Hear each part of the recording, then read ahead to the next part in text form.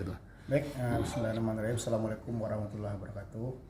Dapat kami sampaikan terkait dengan akan terjadi PSU Padang Pariaman. Barusan kami jajaran KPU Padang Pariaman melalui KPPS di Kecamatan Nasabaris menerima surat dari PTPS Kecamatan Nasabaris di TPS 2 Nagari Puhkambar.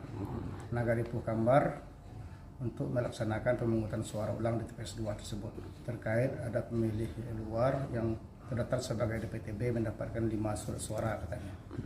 Untuk saat sekarang ini satu TPS dulu yang masuk ke Padang Pariaman. Kami atas nama KPU Padang Pariaman tentu pelajari lebih lanjut terlebih dulu terkait dengan surat dari PTPS 02 Nagari Puhkambar Kecamatan Nasabaris tersebut.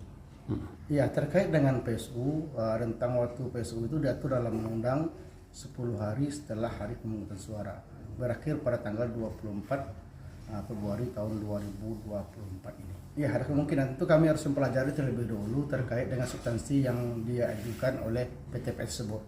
Apakah masuk kategori syarat untuk PSU tersebut.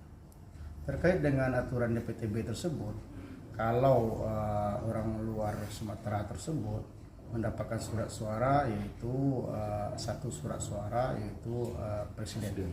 Ya, tentu kami pelajari terlebih dahulu apakah memang betul 5 surat suara yang diberikan oleh KPPS tersebut kepada pemilih tersebut yang di Nagari Puhkambar TPS 2 tersebut.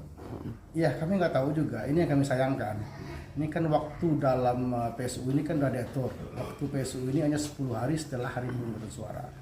Dan kami KPU Padang Pariaman tentu menyiapkan beberapa hal. Yang pertama, kami harus rakor dengan pemerintah daerah, rakor dengan stakeholder dan partai politik yang ada di Padang Pariaman terkait dengan pelaksanaan PSU kalau memang PSU akan dilaksanakan. Tidak semena-mena kita langsung PSU, dan kita juga akan meminta kekurangan surat suara nantinya terkait dengan PSU ini, stok surat suara ini. Yang jelas sekarang ini KPU Padang Pariaman jajaran kami menerima surat dari PTPS 02 Nagari Puhkambar Kecamatan Nasabaris. Kami akan pelajari terlebih dulu surat tersebut.